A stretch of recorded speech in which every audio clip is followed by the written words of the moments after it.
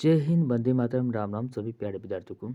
आशा और उम्मीद करता हूँ कि आप सभी बहुत ही अच्छे होंगे और अच्छी तरह से तैयारी करते होंगे। तो चलिए हम बात करेंगे आज की साइंस पेपर क्वेश्चंस की। तो 10th में जो है साइंस पेपर जो बिहार बोर्ड द्वारा 6 दिसंबर को जारी किया गया ऑफिशियल मॉडल सेट, उन मॉडल सेट का हम एनालिसिस करेंगे पूरे बेसिक के साथ। सब्जेक्टिव प्लस ऑब्जेक्टिव दोनों क्वेश्चन का एनालिसिस करेंगे। उससे पहले हम स्टूडेंट को बता देना चाह रहे हैं कि स्टूडेंट लोग गलती क्या करते हैं।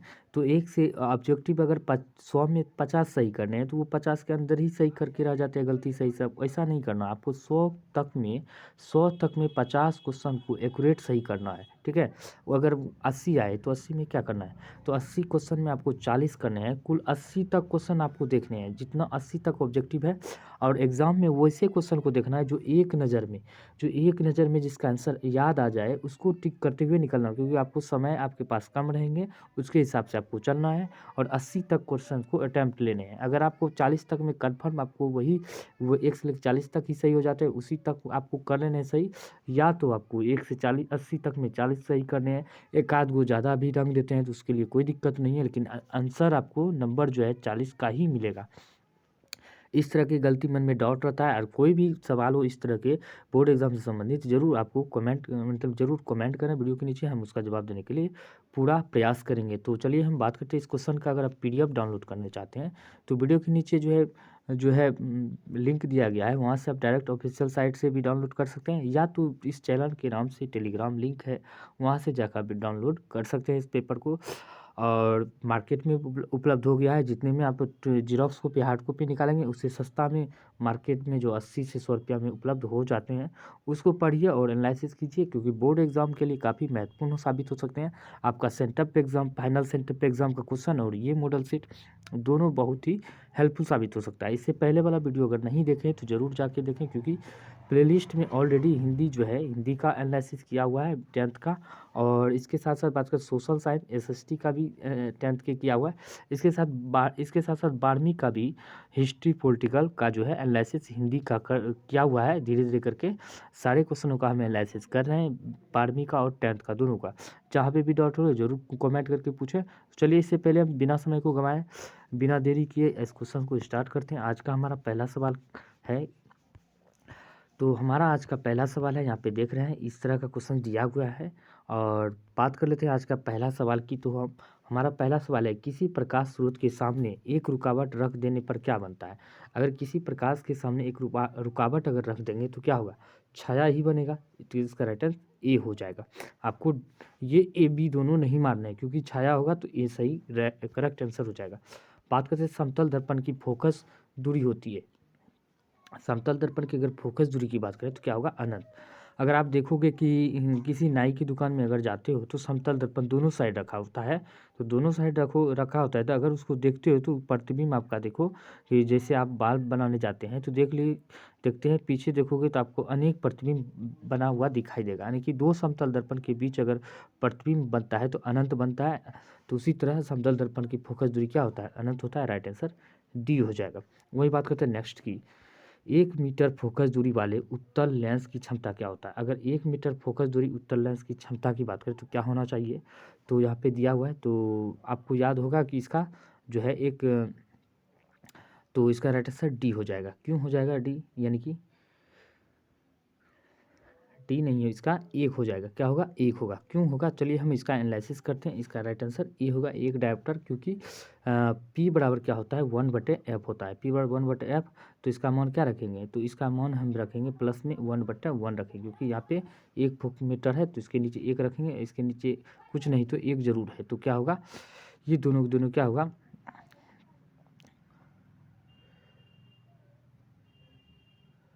तो दोनों दोनों क्या होगा, यहाँ पे कोना कोनी हम अगर क्या करते हैं यहाँ पे, तो इसको क्या करेंगे, गुना कर देंगे हैं, ठीक होता है। तो इसको क्या करना है, तो वो 1/1 होता है तो कोना कोनी गुना हो जाएगा तो कट जाएंगे।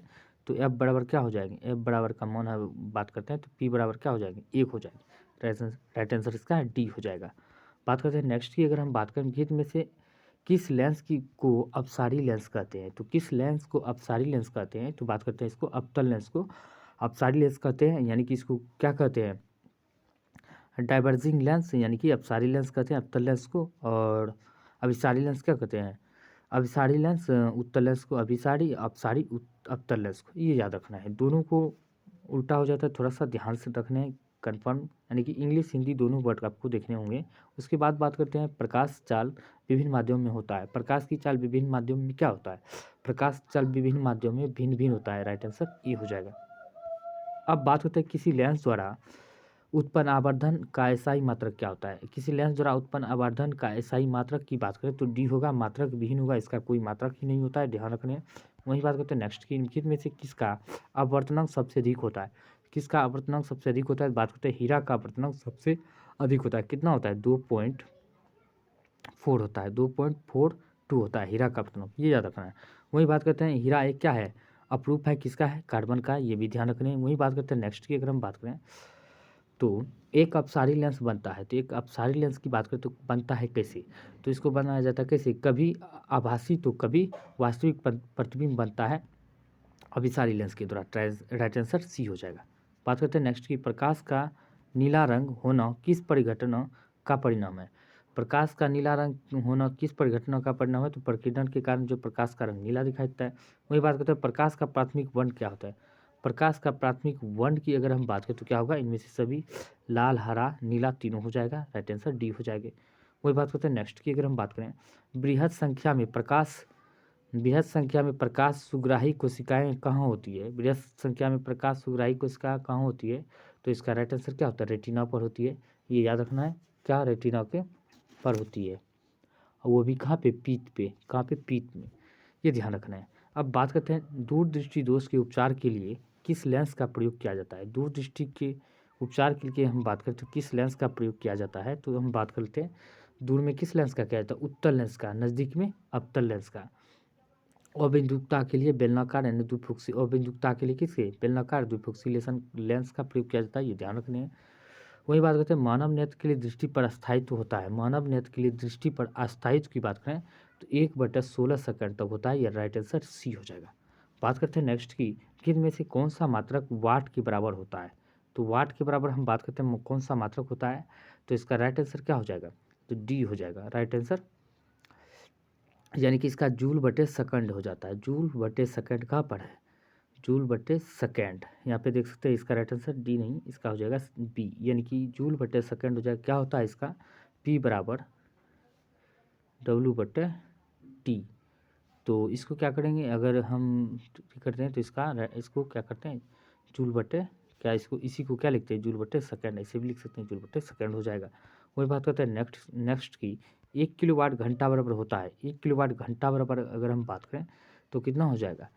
1 किलोवाट घंटा बराबर हम बात करें तो इसका राइट आंसर की बात करते हैं 1 यूनिट हो जाएगा इसका राइट आंसर सी।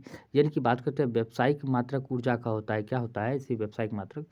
3.6 गुना 10⁻⁻6 होता है, इस तरह का होता है। इसको कैसे तोड़ेंगे? इसको तोड़ना है कैसे? 1000 गुने 60 करके ऐसे तोड़ेंगे। इसको क्या हो जाएगा? तब इसको हम बात करें तो इसको ऐसे तोड़ देंगे तो इसके बराबर क्या होना चाहिए इसका? तो 1 यूनिट मान निकल के चलेगा, इसको गुना कर देंगे। तो चलिए हम बात करते हैं अब नेक्स्ट की, अगर हम बात करें अब वही बात करते हैं नेक्स्ट यानी 16 क्वेश्चन की, विद्युत शक्ति का ऐसे मात्रक क्या होता है? अगर विद्युत शक्ति का ऐसे मात्रक की बात करते हैं क्या होता है? वाट। ऊर्जा का क्या होता है? जूल होता है, ऊर्जा का जूल, ये ध्यान रखना है। न्यूटन बल का होता है। वोल्ट किसका होता है? विभवांतर का वोल्ट होता है, तो आपको पता ही है इतना वोल्ट। अब बात करते हैं नेक्स्ट की, 1 किलोवाट हर्स बराबर वाट घंटा बराबर क्या होता है? 1 किलोवाट घंटा बराबर हम पहले भी बता चुके हैं क्या होना चाहिए इसका राइट आंसर। अभी तुरंत हम बोलते हैं 3.6 गुने 10⁻6 जूल के बराबर होता है, राइट आंसर सी हो जाएगा। वही बात करते हैं नेक्स्ट की, अगर हम बात करें दाएं हाथ के अंगूठे के नियम को किसने प्रतिपादित किया था? दाएं हाथ के अंगूठे को हम बात करें तो यह कौन? मैक्सवेल ने प्रतिपादित किया था, लेकिन दाहिने हाथ का नियम जो है तो उसी में बात करें दाहिने हाथ का नियम की, अगर हम बात करते हैं फ्लेमिंग ने दिया था। दाएं हाथ के अंगूठे के नियम को प्रतिपादित किया था मैक्सवेल ने, लेकिन दाहिने हाथ के नियम को किसने दिया था? तो फ्लेमिंग ने दिया था। अब बात करते हैं नेक्स्ट की, विद्युत फ्यूज विद्युत धारा के किस सिद्धांत पर कार्य करता है? विद्युत फ्यूज विद्युत धारा की हम बात करते हैं किस सिद्धांत पर कार्य करते हैं? तो यह करते हैं उष्मीय सिद्धांत पर, राइट आंसर सी हो जाएगा। बात करते हैं नेक्स्ट, एक एम्पियर, तो कितना होगा इसके 1 एम्पियर बराबर क्या होता है, तो इसके बराबर हम बात करते हैं राइट आंसर की, तो क्या होना चाहिए, तो सी हो जाएगा 10⁻³ एम्पियर। बात करते हैं नेक्स्ट की मीटर एम्पियर, यानी कि 1 मीटर एम्पियर के बराबर, तो हो जाएगा इसका सी। वहीं बात करते हैं नेक्स्ट की प्रतिरोध का मान बढ़ाने के लिए प्रतिरोधों को जोड़ा जाना चाहिए। प्रतिरोध का मान अगर बढ़ाएंगे तो उसको किससे जोड़ा जाना चाहिए, तो इसका सही आंसर की हम बात करें तो राइट आंसर क्या हो जाएगा, इसका सही आंसर ए हो जाएगा श्रेणी क्रम में, ये ध्यान रखना है। अब वहीं बात कर लेते हैं नेक्स्ट की इलेक्ट्रॉनिक हीटर की कुंडली बनाने में किस पदार्थ का प्रयोग किया जाता है। एक इलेक्ट्रॉनिक हीटर की कुंडली बनाने के लिए नाइक्रोम का प्रयोग किया जाता है, और बल्ब में टंगस्टन का प्रयोग किया जाता है। विद्युत बल्ब में टंगस्टन का, लेकिन इलेक्ट्रिक हीटर कुंडली बनाने में नाइक्रोम का प्रयोग किया जाता है, जिसके कारण जो है क्या होता है, जैसे प्रेस करने के लिए हम नाइक्रोम का ही प्रयोग करते हैं, तब वो गर्म होता है, तब कपड़े को अच्छी तरह से प्रेस करते हैं। बात करें निम्नलिखित में से, अगला क्वेश्चन है, निम्नलिखित में से कौन ग्लोबल वार्मिंग के लिए उत्तरदायित्व है। ग्लोबल वार्मिंग के लिए उत्तरदायित्व कौन सा इसमें से तत्व है, तो इसको बताना है तत्व में इनमें से कौन सा ग्लोबल वार्मिंग को जिम्मेवार होता है। CO2 होता है, ये ध्यान रखना है, और CFC क्लोरोफ्लोरोकार्बन भी होता है। और इस तरह जो भी गैसें हैं ग्रीन हाउस गैस, ये जो ग्लोबल वार्मिंग यानी कि पृथ्वी को गर्म कर देते हैं, तापमान को बढ़ा देते हैं। वही बात करते हैं इनमें से कौन जीवाश्म ईंधन है। जीवाश्म ईंधन की बात करें तो इनमें से कौन सा एक जीवाश्म ईंधन है, तो राइट आंसर डी हो जाएगा प्राकृतिक गैस, पेट्रोलियम, कोयला, सभी के सभी जीवाश्म ईंधन है। वही बात करते हैं सूर्य तथा अन्य तारों द्वारा उत्सर्जित विशाल ऊर्जा का स्रोत क्या है, तो विशाल ऊर्जा का स्रोत की बात करें तो ये नाभिकीय संलयन है, ध्यान रखने। नाभिकीय संलयन में क्या होता है, तो ये छोटे छोटे नाभिक मिलकर बड़े से बड़े नाभिक का निर्माण करते हैं, ये नाभिकीय संलयन होते हैं। और नाभिकीय विखंडन में बड़े से बड़े नाभिक टूटते हैं और छोटे छोटे नाभिक में बढ़ जाते हैं, ये ध्यान रखना है। वही बात करते हैं टिहरी बांध का निर्माण का उद्देश्य क्या है। टिहरी बांध के निर्माण का उद्देश्य की बात करें तो ये इनमें से सभी था, बिजली उत्पादन करना था, भूमि सिंचाई और जल आपूर्ति। आपको बता ही चुके हैं पहले कि बांध निर्माण के लिए बहुउद्देशीय नदी घाटी परियोजनाओं का क्या उद्देश्य होता है। जब भी हम बहुउद्देशीय नदी घाटी परियोजना यानी कि बांध बना रहे थे, इससे क्या क्या लाभ होता है, तो पहला बल हम सिंचाई के लिए प्रयोग करते हैं, दूसरा बिजली उत्पादन के लिए भी करते हैं, और पीने योग्य पानी के लिए करते हैं, और बाढ़ से बचाने के लिए करते हैं, मछली पालन के लिए करते हैं। इतने सारे फायदे होते हैं, आपको ध्यान रखना है, क्योंकि ये सारे फायदे होते हैं। हम क्वेश्चन कई बार इसको रिपीट किए हैं। अब बात करते हैं खिलौनों में किस सेल का प्रयोग किया जाता है, उपयोग होता है। खिलौनों की अगर हम बात करते हैं किस सेल या का उपयोग होता है, तो इसमें हम बात करते हैं सही आंसर की, तो इसका सही आंसर हम बात करते हैं सी हो जाएगा, सूखा सेल का प्रयोग किया जाता है। वही बात करते हैं नेक्स्ट की, जल विद्युत अपघटन में कैथोड कौन सी गैस मुक्त होती है। जल विद्युत अपघटन में कैथोड पर कौन सी गैस जो होती है, तो सी इसका हाइड्रोजन जो है गैस जो है मुक्त होती है। वही बात करते हैं कि हाइड्रोजन गैस को क्या करना कैसे करते हैं, तो H2O जैसे है कि इसको वैद्युत अपघटन करते हैं, तो वैद्युत अपघटन यहाँ पे लिख देंगे, वैद्युत अपघटन यहाँ करते हैं, वैद्युत अपघटन करते हैं H2O को। तो इस तरह हम बता दिए। अब क्या करता है वैद्युत अपघटन के बाद, तो इसको टूटता है किस में, हाइड्रोजन में, और प्लस ऑक्सीजन में, दोनों अलग अलग हो जाते हैं, ठीक है। हाँ, ये हो गया वियोजन क्रिया, एक तरह से वियोजन संयोजन में जुड़ते हैं, वियोजन में अलग अलग होते हैं। तो ध्यान रखना है, इस तरह के रासायनिक स्ट्रक्चर जरूर एग्जाम में पूछे जाते हैं। वहीं बात करते हैं नीचे दी गई अभिक्रिया के संबंध में कौन सा कथन सत्य है, तो इस अभिक्रिया दिया है जिंक ऑक्साइड प्लस कार्बन है, तो मिल के ये क्या हुआ है, तो जिंक और कार्बन मोनोऑक्साइड बन गया है। तो इसके बारे में आपको बताना है क्या सही होंगे, तो इसका सही आंसर की हम बात करते क्या हो जाएगा, सी हो जाएगा। कार्बन क्या हो रहा है, अपचयित हो रहा है, कार्बन का अपचयित होता है, यहाँ पे देख सकते हैं अपचयित हो रहा है कार्बन। अब वही बात करते हैं नेक्स्ट की, अगर हम बात करें तो जस्ता तथा तनु हाइड्रोक्लोरिक अम्ल की अभिक्रिया के फलस्वरूप निम्न में से कौन सा गैस बनता है, तो कौन सा गैस बनता है इसके फलस्वरूप की बात करें तो हाइड्रोजन गैस बनता है, ये याद रखने हैं। हाँ, तो इसका रासायनिक स्ट्रक्चर की हम बात करें तो कैसे हो जाएगा, तो यहाँ पे हम फिर से रासायनिक स्ट्रक्चर बना के हम दिखा रहे हैं। तो जस्ता की यानी कि बात करें जिंक हो गया, प्लस में HCl हो गया, HCl हाइड्रोजन क्लोराइड हो गया, HCl को हम क्या करते हैं, तो इसके अभिक्रिया कराते हैं हाइड्रोक्लोरिक अम्ल से, तो हो गया कि क्या बन जाएगा, जिंक क्लोराइड बन गया, ठीक है, प्लस में हाइड्रोजन बन गया, ठीक है। इस तरह की क्रियाएँ यहाँ पे होती है, ये ध्यान रखना है। वही बात करते हैं अब नेक्स्ट की अगर हम बात करें तो निम्नलिखित में से कौन सा गैस चूना जल को दूधिया कर देता है? तो कौन सा गैस चूना के जल को जो है दूधिया कर देता है? तो इसका राइट आंसर क्या होना चाहिए? बी हो जाएगा। CO2 गैस जो कार्बन डाइऑक्साइड जो है चूने जल को दूधिया कर देता है, ये ध्यान रखना है। ये ऑक्सीजन है, ये कार्बन मोनोऑक्साइड है और ये क्लोरीन है। अब बात करते हैं नेक्स्ट के निम्नलिखित में से कौन सा बुझा हुआ चूना है? तो बुझा हुआ चूना की बात करें तो कौन सा इसमें बुझा हुआ चूना है? तो ये ध्यान रखना है।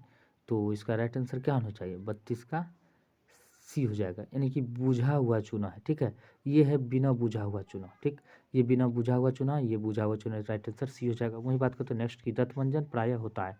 दंतमंजन की बात करें तो प्रायः कैसा होता है? आप लोग दंतमंजन करते हैं तो कैसा लगता है? क्षारीय होता है, ये ध्यान रखें, नमक रहता है इसमें। वही बात करें नींबू में कौन सा अम्ल पाया जाता है? तो नींबू की अगर हम बात करें तो इसमें कौन सा अम्ल पाया जाता है?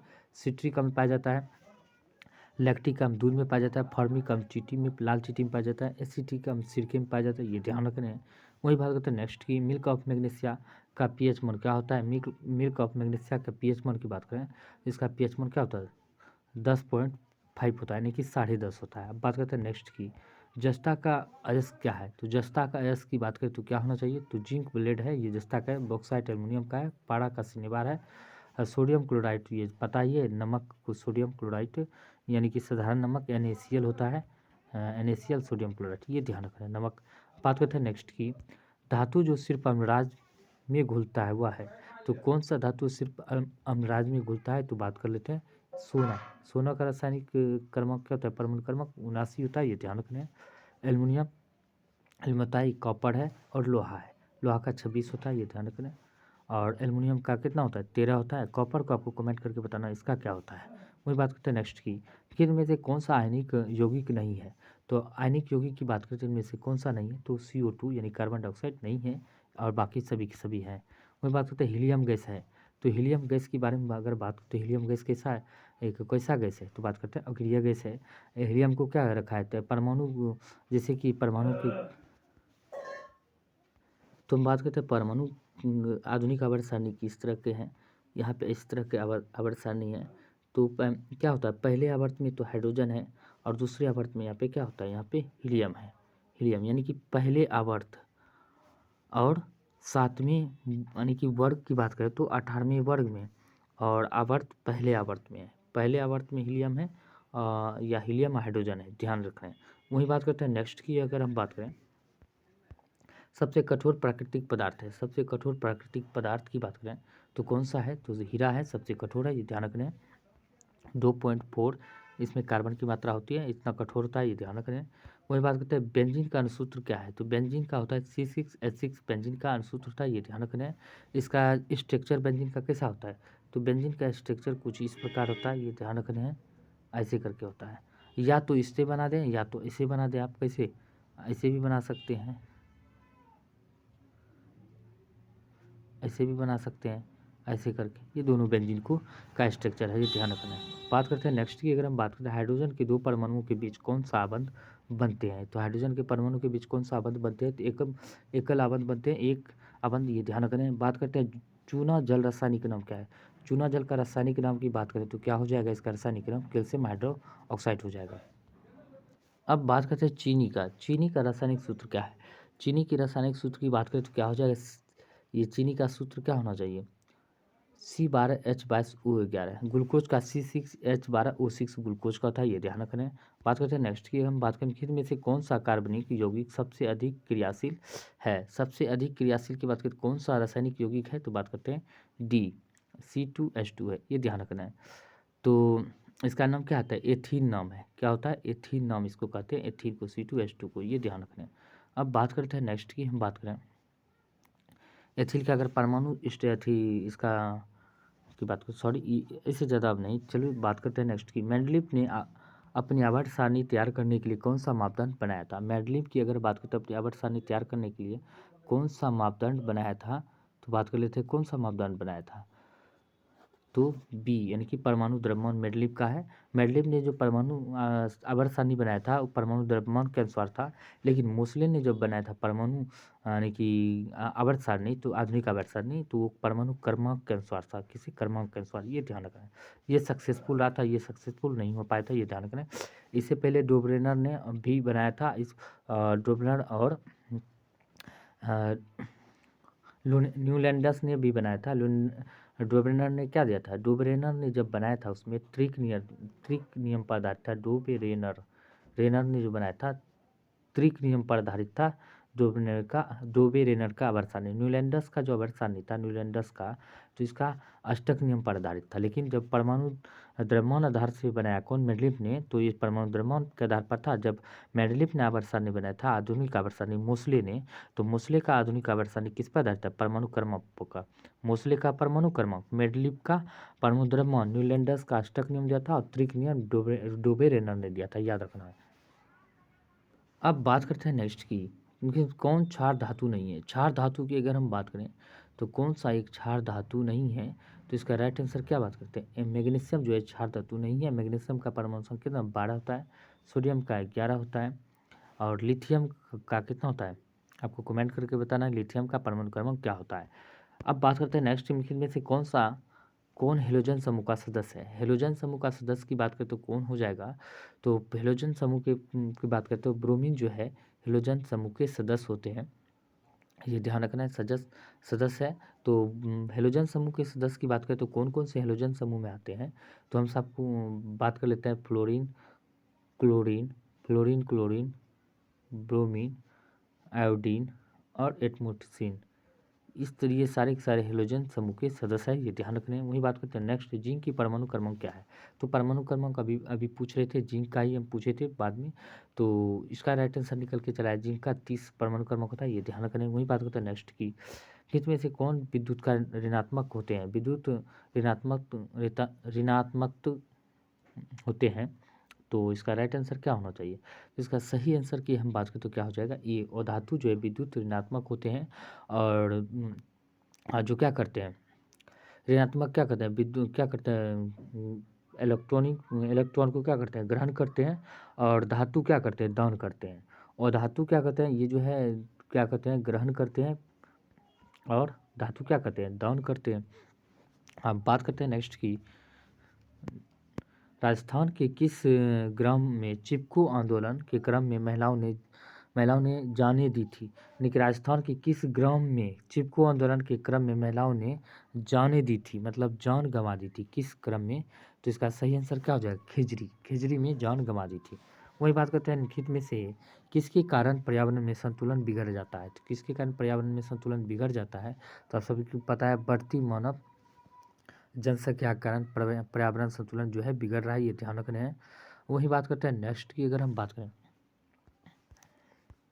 पर्यावरण को प्रदूषण से बचाने का सबसे अच्छा तरीका क्या है। पर्यावरण को प्रदूषण से बचाने का सबसे अच्छा तरीका सब है, वस्तु का पुनर्चक्रण, वस्तु का पुनर्उपयोग, वस्तु के उपयोग में कमी।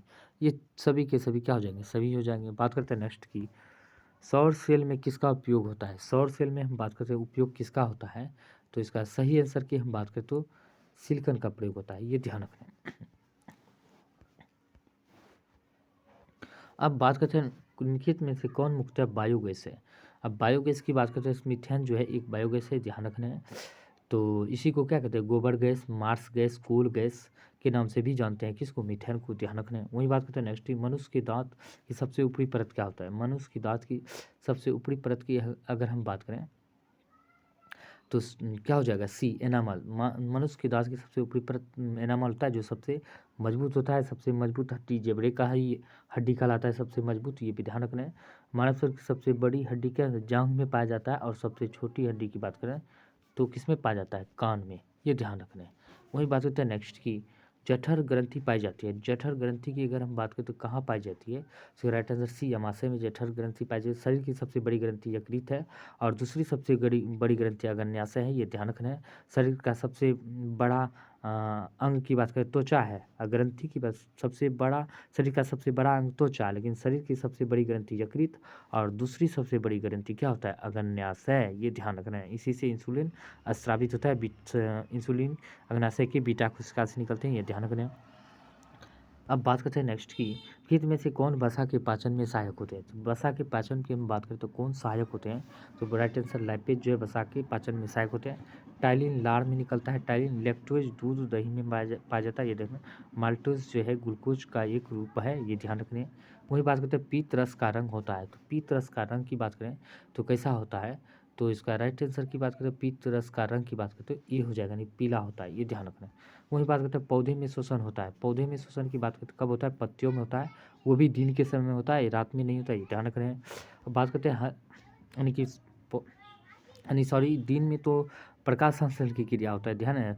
श्वसन तो पौधे जो रात में करते हैं उसी के दरमियान क्या होते हैं, पौधे कार्बन डाइऑक्साइड के साथ ऑक्सीजन लेने लगते हैं और कार्बन डाइऑक्साइड को क्या करते हैं, छोड़ने लगते हैं। इसीलिए कहते हैं कि वृक्ष के नीचे रात के समय नहीं सोना चाहिए, यही बात है। अब बात करते हैं हरे पौधे रात्रि में किस गैस का निकलते हैं, ये भी आ गया क्वेश्चन, देख सकते हैं। हरे पौधे रात्रि में कौन सा गैस निकालते हैं, यानी कि निष्कासित करते हैं, CO2। इसीलिए जो कहता है वृक्ष के नीचे नहीं सोना चाहिए, ये आदमी की तरह ही रात को कार्य करने लगते हैं, ऑक्सीजन लेने लगता है और CO2 छोड़ने लगते हैं, यही कारण है। बात करते हैं नेक्स्ट की, किण्वन के फलस्वरूप कितने ATP का निर्माण होता है। किण्वन के फलस्वरूप की बात करते हैं, ATP का निर्माण की बात करें तो हाँ, तो कितने ATP का निर्माण होता है, तो इसका बात करते हैं 2 होता है। किण्वन के तहत 2 ATP अणु का निर्माण होता है, लेकिन ऑक्सीशोषण में जो है 38 ATP अणु बनते हैं। ऑक्सीशोषण में 38 ATP बनते हैं, लेकिन किण्वन के दौरान 2 ही होते हैं, ये ध्यान रखना है। वही बात करते हैं नेक्स्ट की, अगर हम बात करें सामान्य डायलिस्टिक रक्तदाब क्या होता है। डायलिस्टिक जो होता है, देखते हैं रक्तचाप यानी कि ब्लड प्रेशर जो नापने के लिए जाते हैं, बूढ़ा बुजुर्ग सब जो जाते हैं, उसको देखना है कि कभी कभी कहता है कि एक बताता है 80 कम से कम होना चाहिए, इससे नीचे जाता है, कहेगा 60 है 70 है। एक होता है 120 को कहेगा, यही बढ़ के क्या हो जाता है, कभी 170 200 पार हो जाता है, यही हाईएस्ट होने के बाद जो है परेशानी बढ़ जाता है। तो इसमें क्या हुआ है कि इसको याद कैसे रखता है, डायलिस्टिक 6 होता है, सिस्टोलिक जो होता है 100 है, ऐसे सिस्टोलिक 100 के पार जो हुआ सिस्टोलिक हुआ, और 80 जो होता है डायलिस्टिक। सिर्फ एक याद रखना है, सिस्टोलिक 120 होता है सिस्टोलिक का। अब बात करते हैं डायलिस्टिक रक्तदाब होता है, तो डायलिस्टिक 80 होता है, लेकिन सिस्टोलिक 120 होता है। सिस्टोलिक 100 ऐसे याद रखना, 100 के पार सिस्टोलिक होता है 120। एक याद रखो, दोबारा अपने याद रहता है दूसरा। बात करते हैं पौधे में वाष्पोत्सर्जन किस अंग में होता है। पौधे में वाष्पोत्सर्जन की बात करते हो किस अंग में होता है, तो ये पत्ती में होता है, ये ध्यान रखना है। वही बात करते हैं नेक्स्ट की, पौधे का सबसे महत्वपूर्ण अंग कौन सा है, तो फूल होता है, यानी कि किसी भी पौधे का महत्वपूर्ण अंग फूल होता है, क्योंकि यही इसी में जनन की क्रियाएं होती है, ध्यान रखना है।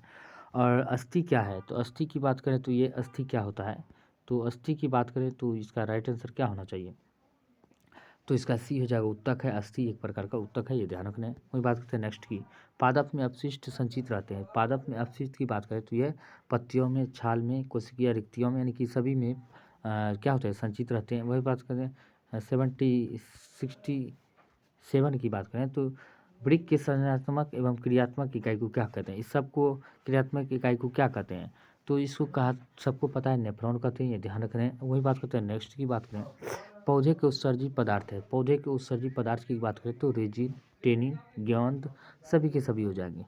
बात करते हैं नेक्स्ट की, स्मरण शक्ति का मुख्य केंद्र क्या होता है। स्मरण शक्ति का मुख्य केंद्र की बात करें तो सेरिब्रम होता है, ये ध्यान रखें, जो कि अग्र मस्तिष्क का भाग है, यानी कि अग्र मस्तिष्क का भाग है, ये ध्यान रखना है। वही बात करें जड़ का अधोगामी वृद्धि कहलाता है। जड़ का अधोगामी वृद्धि की बात करें तो डी गुरुत्वानुवर्तन कहलाता है, डी इसका सही आंसर हो जाएगा। एस्ट्रोजन स्रावित होता है। एस्ट्रोजन की बात करें तो यह स्रावित कहाँ से होता है, अंडाशय द्वारा स्रावित होता है। वृषण पुरुषों में पाया जाता है और अंडाशय स्त्री में पाया जाता है, ये ध्यान रखना है।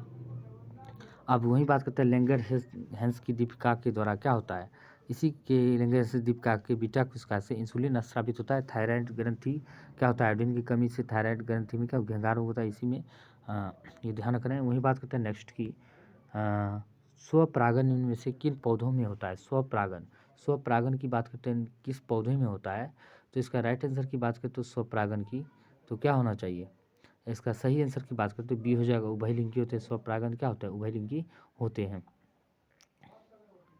अब वही बात कर लेते हैं नेक्स्ट की, गर्भाशय के किस भाग में भ्रूण विकसित होता है? गर्भाशय के किस भाग में भ्रूण विकसित होता है? फंडस में। फंडस जो होता है किस प्रकार का होता है? आप सभी को हम एक चित्र बना के दिखा देते हैं। ऐसे करके फंडस होता है। ये ध्यान रख रहे हैं।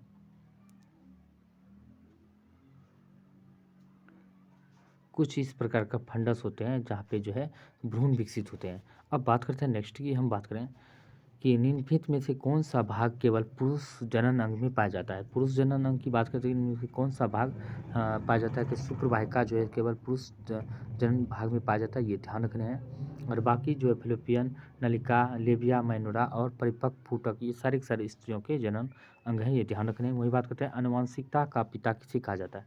आनुवंशिकता का पिता की बात करें तो ये कहा जाता है ग्रेगरन जॉन मेंडल को, जिसने मटर के पौधों में रिसर्च करके आनुवंशिकता का पता लगाया था। वहीं बात करते हैं नेक्स्ट की, मेंडल किस देश के में ईसाइयों के एक मठ के पादरी थे? तो मेंडल के बारे में 2 सवाल पूछ लिए हैं, तो इसकी जो है किस के थे? तो ऑस्ट्रिया में जो है पादरी थे, ये ध्यान रखने हैं। वह तो इनमें से कौन वर्गीकरण के सबसे ऊपरी पायदान पर अवस्थित है? वर्गीकरण के सबसे ऊपरी पायदान पर जगत स्थित है, ये ध्यान रखना है। किंगडम जिसको कहते हैं, ये ध्यान रखना है। वही बात करते हैं सूक्ष्म उपभोक्ता। उपभोक्ता का उदाहरण क्या है? सूक्ष्म उपभोक्ता के उदाहरण की बात करें तो क्या हो जाएगा? यानी कि दोनों हो जाएगा, जीवाणु और कवक दोनों उपभोक्ता है, ये ध्यान रखने हैं। अपघटक क्या होते हैं? अपघटक शैवाल, ये सब यानी कि जीवाणु विषाणु भी, कवक भी अपघटक का ही काम करते हैं, ध्यान रखने हैं। और मांसाहारी जीवों को कहा जाता है, मांसाहारी जीवों की बात करते हो क्या कहा जाता है? तो यहाँ पे ऑप्शन यहाँ पे दिया गया है, हम बढ़िया से फिर से दिखा देते हैं तो क्या हो जाएगा, मांसाहारी जीवों को क्या कहा जाता है? तो इसका सही आंसर क्या हो जाएगा? सही आंसर बी हो जाएगा, द्वितीय उपभोक्ता कहा जाता है। प्राथमिक उपभोक्ता किसको कहा जाता है? जो घास फूस खाते हैं उसको प्राथमिक उपभोक्ता, और जो मांस खाते हैं मांसाहारी कहते हैं। जो मांस घास दोनों खाते हैं उस क्या होते हैं? वो सर्वाहारी हो जाते हैं, ये ध्यान रखने हैं। वही बात करते हैं खाद्य श्रृंखला में के प्रत्येक पोषी स्तर पर कुल ऊर्जा का कितना प्रतिशत अगले पोषी स्तर को स्थानांतरित होता है? तो ये ध्यान रखना है, काफ़ी महत्वपूर्ण सवाल है क्योंकि इसका आंसर सी हो जाएगा। वही बात करते हैं इसका सही आंसर तो सी हो जाएगा। इस यह जो है एक उपभोक्ता से दूसरे उपभोक्ता की ओर जो है, जो इसको खाया इसको खाएगा, इस तरह के जो पोषी स्तर के हिसाब से 10% ही, यानी कि इसको 100% मिला, इसका 10% इसको मिलेगा, फिर इसको 10% इसको, उसका 10%, इस तरह करके दिया गया है कि मतलब कि 10% ही ऊर्जा का स्थानांतरण होगा एक पोषी स्तर से दूसरे पोषी स्तर पर। यह जो सिद्धांत किसने दिया था? लिंडेमॉन ने दिया था 10% का सिद्धांत, ये ध्यान रखना लिंडेमॉन का। अब बात कर लेंगे नेक्स्ट क्वेश्चन की। तो आज की इस श्रृंखला की बात करते हैं ऑब्जेक्टिव का समाप्त हो गया है। अब बात करेंगे सब्जेक्टिव टाइप क्वेश्चन का, जो बहुत ही महत्वपूर्ण है। यहाँ पे देख सकते हैं सब्जेक्टिव क्वेश्चन है। यहाँ पे बात करते हैं 2 नंबर का क्वेश्चन है सब्जेक्टिव, आपको जवाब देने हैं। किस तरह जवाब देने हैं? इसमें से यहाँ पे दिया गया है किन्हीं 4 प्रश्नों के उत्तर देने हैं। 8 आपको दिया गया है, 4 ही आपको जवाब देने हैं, प्रत्येक में 2। अगर अच्छी तरह से राइटिंग बढ़िया बना के चौथाई से छोड़ देना है, चौथाई को पॉइंट दे देकर आपको बनाना है। हम बता देते हैं किस तरह का पॉइंट करके लिखने हैं खूब अच्छी तरह से। तो चलिए हम आज का पहला सवाल हम एनालिसिस करते हैं इसका। 2 नंबर वाला पहला, रेलवे सिग्नल में लाल रंग का प्रयोग क्यों किया जाता है? अब बात करते हैं आज का सवाल है, पहले नंबर आंसर है। तो पहला आंसर हम बात कर लेते हैं। तो इसमें कहा जाता है रेलवे में रेलवे सिग्नल में लाल रंग का प्रयोग क्यों किया जाता है?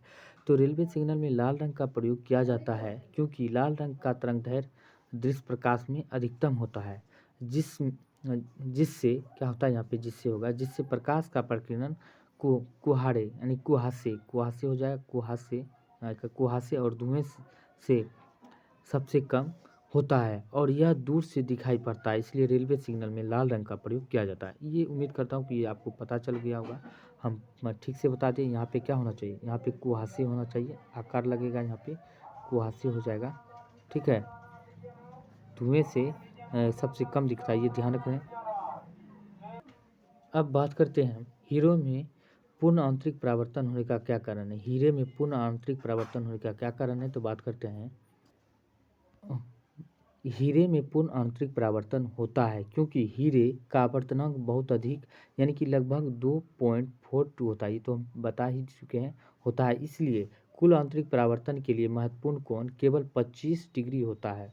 इसलिए आने वाला प्रकाश 25 डिग्री से कम कोण पर किसी आंतरिक सतह पर पड़ने से पहले कई आंतरिक सतहों पर टकराता है और बाहर निकल जाता है, इसीलिए किया होता है पूर्ण आंतरिक पदार्थ। ये ध्यान रखना, राइट आंसर इसका सही आंसर है। अब बात करते हैं नेक्स्ट की, हम बात करें, अब बात करते हैं फ्यूज के तार के 3 प्रमुख विशेषताएं लिखें। फ्यूज तार की 3 प्रमुख विशेषताएं क्या क्या हैं, तो चलिए हम बात करते हैं उसकी विशेषताएं के बारे में।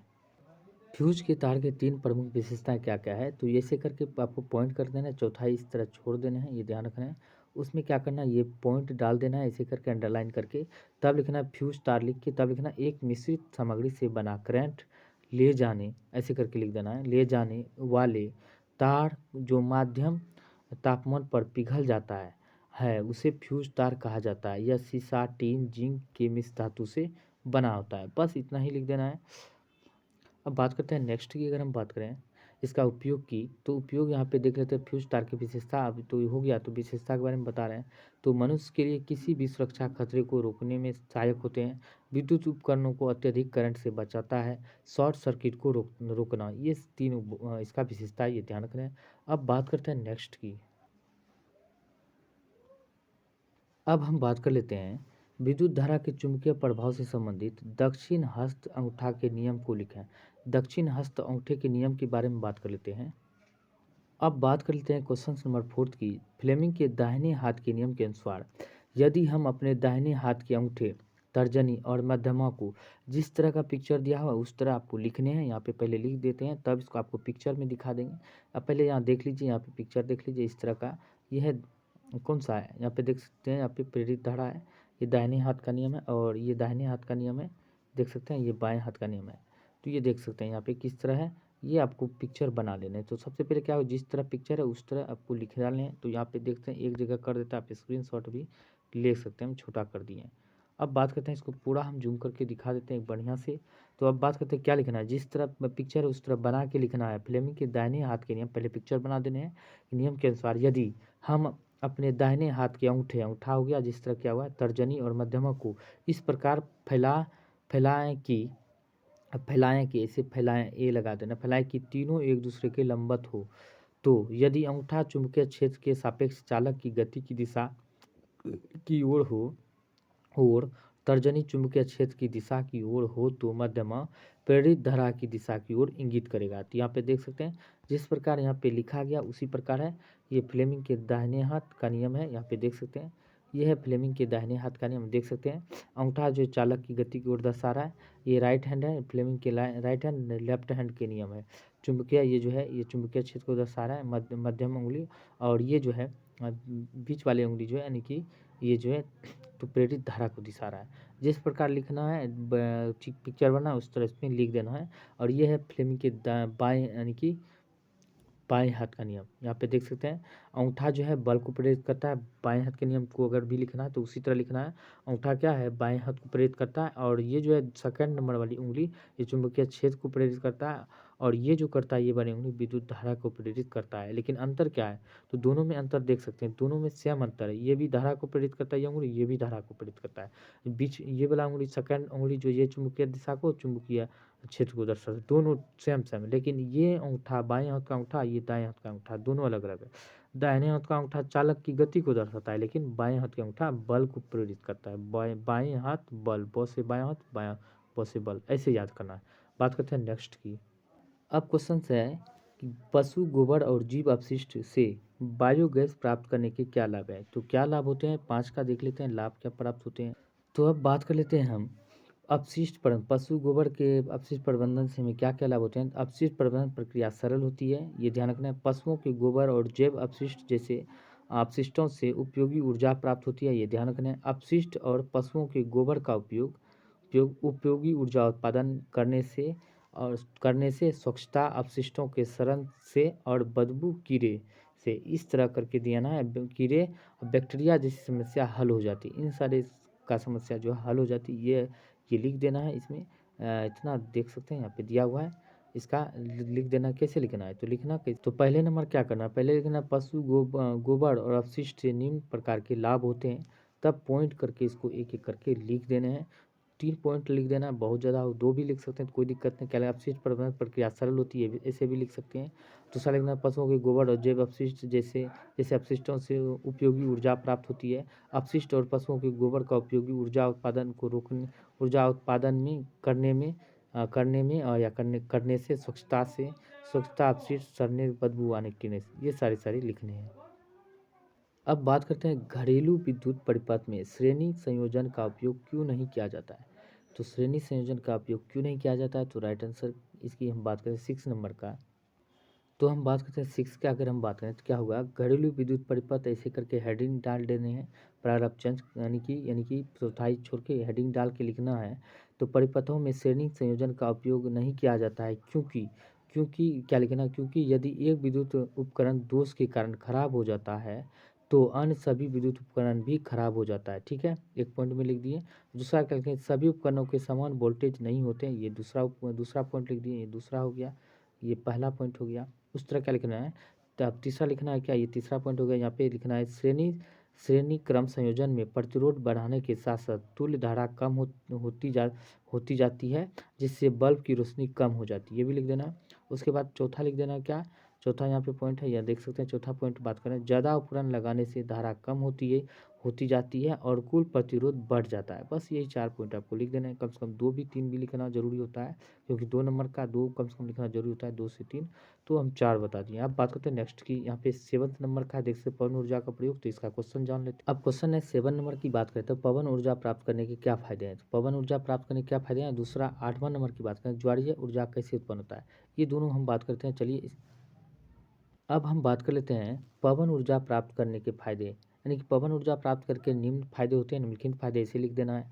तो पहला पॉइंट लिखना है, पवन ऊर्जा नवीकरणीय है। दूसरा लिखना है, पवन ऊर्जा प्रदूषण रहित होता है। पवन ऊर्जा से पानी की बचत होती है। दूसरा लिखना है, जीवाश्म ईंधन की बचत होती है। ये सारे पॉइंट आपको लिख देने हैं। अब बात करते हैं नेक्स्ट की, अब बात करते हैं हम ज्वारीय ऊर्जा कैसे उत्पन्न होता है। ज्वारीय ऊर्जा के बारे में बात करते हैं, कैसे उत्पन्न होता है। अब हम बात करेंगे ज्वारीय ऊर्जा के बारे में। तो ज्वारीय ऊर्जा के बारे में बात करते हैं। ज्वारीय ऊर्जा पृथ्वी, सूर्य और चंद्रमा के बीच गुरुत्वाकर्षण संपर्क के कारण ज्वार ज्वार के प्रकृति उतार चढ़ाव से उत्पन्न होने वाली शक्ति का एक रूप है, ऐसे लिखना है। उसके बाद ज्वारीय धाराएं जो संचयन के लिए पर्याप्त ऊर्जा प्रदान करती है तब उत्पन्न होती है। जब पानी एक संकुचन से होकर गुजरता है जिससे पानी तेजी से बहता है, तो उपयुक्त स्थानों पर विशेष रूप से इंजीनियरिंग मोटर का उपयोग करके ज्वारीय ऊर्जा को बिजली सहित उपयोगी शक्ति के रूप में परिवर्तित किया जा सकता है। ये ध्यान रखना है, इतना ही लिखना है आपको। क्या करना है, ज्वारीय ऊर्जा उत्पादन कैसे होता है। ज्वारीय ऊर्जा उत्पादन पृथ्वी, सूर्य, चंद्रमा के बीच गुरुत्वाकर्षण के संपर्क के कारण ज्वार ऊर्जा प्रकृति में उतार चढ़ाव के कारण उत्पन्न होती है। या तो एक क्या होता है, तेज पानी की जो धारा बहती है, जैसे बिजली उत्पादन, यहाँ पे मोटर लगा देते हैं। इंजीनियरिंग यहीं पे यह इसीलिए यहाँ चर्चा किया है, इंजीनियरिंग जनरेटर का प्रयोग करके ज्वारीय, यहाँ पे इंजीनियरिंग द्वारा जनरेटर मोटर को लगा दिया जाता है जिसको तेजी से घुमाता है पानी, तो इससे क्या होता है, बिजली उत्पादन होता है। ये सारी चर्चा क्या है यहाँ पे लिख देने हैं आपको। इतना हूबहू नहीं हुआ, कम से कम इससे एक लाइन कम भी लिख सकते हैं तो कोई दिक्कत नहीं है, आपको नंबर मिल सकते हैं, ये मिल जाएगा, ध्यान रखना है। अब बात करते हैं नेक्स्ट, यानी कि 9th नंबर क्वेश्चन की बात करें। अब बात करते हैं 6 नंबर वाले क्वेश्चन। यहाँ पे दिया है एक प्रश्न का उत्तर देने हैं, जिसमें 9 से 10 तक प्रश्न है, 9, 10, 2 दिया हुआ है, इसमें से एक ही जवाब देना है। या ये 9 दे दें, या किरण रेखा की मदद से उत्तल अवतल लेंसों के प्रथम और द्वितीय मुख्य फोकस को समझाएं, ये लिख देंगे। या तो आपको ये लिखने हैं, क्या 10 नंबर लिखने हैं। हम दोनों प्रश्न का उत्तर देंगे आपको जो मर्जी हो उसको देना है। डायनेमो क्या है, इसके सिद्धांत और प्रक्रिया का स्वच्छ चित्र के सहारे वर्णन करना है। तो चलिए हम बात करें सबसे पहले 9 नंबर क्वेश्चन का, तब हम बढ़ेंगे 10वें नंबर क्वेश्चन की ओर। तो 9th नंबर क्वेश्चन की हम बात करें तो क्या होगा, मुख्य अक्ष के समांतर आने वाली प्रकाश की किरणें लेंस के अपवर्तन के बाद एक बिंदु पर अपसारित होती है या बिंदु से अपसरित होती प्रतीत होती है, उस बिंदु को फोकस कहते हैं। इसे एफ अक्षर से दर्शाया जाता है, ये याद रखना है। अब बात करते हैं अवतल लेंस का प्रथम फोकस क्या होगा, F1। अवतल लेंस का प्रथम फोकस F1। अवतल लेंस का प्रथम फोकस लेंस के मुख्य क्या होगा, लेंस के मुख्य अक्ष, ऐसे देखते हैं, लेंस के मुख्य अक्ष पर स्थित बिंदु F1, ठीक है, ये अवतल लेंस है। यहाँ पे देख सकते हैं, यहाँ पे अवतल लेंस यहाँ पे दिया गया, यहाँ पे देख सकते हैं बनाया गया है ऐसे करके। हम फिर भी बना देते हैं, ध्यान रखना है। यहाँ से यहाँ तक है, उसके बाद यहाँ से मुख्य फोकस जो है गुजर रही है, यहाँ भी गुजर रहा है, यहाँ पे देख सकते हैं। यहाँ पे बीचों बीच यहाँ पे दिया गया, यहाँ पे कैसे करके किया हुआ है, यहाँ तक आया है, यहाँ से यहाँ तक, फिर यहाँ से लाइनें खींचिए, फिर यहाँ से यहाँ तक जो है इस तरह करके F2 है, यहाँ पे F2 बनाया गया है। क्या है? यहाँ पे F2 है, ये ध्यान रखना है। तो इस तरह के कुछ पिक्चर बनाए गए हैं, यहाँ पे देख सकते हैं। तो यहाँ पे लिखा हुआ है अक्ष पर स्थित बिंदु F1 होता है, तो जिससे लेंस से अपवर्तन के बाद उस पर मिलने वाली प्रकाश की किरणें मुख्य अक्ष के समांतर हो जाती है, मुख्य अक्ष के समांतर हो जाती है। यहाँ पे देख सकते हैं, यहाँ से टकरा के मुख्य अक्ष के समांतर दोनों तरफ बढ़ जाते हैं। यहाँ इस तरह के पिक्चर आपको बना देने हैं, लिख देना है अवतल लेंस।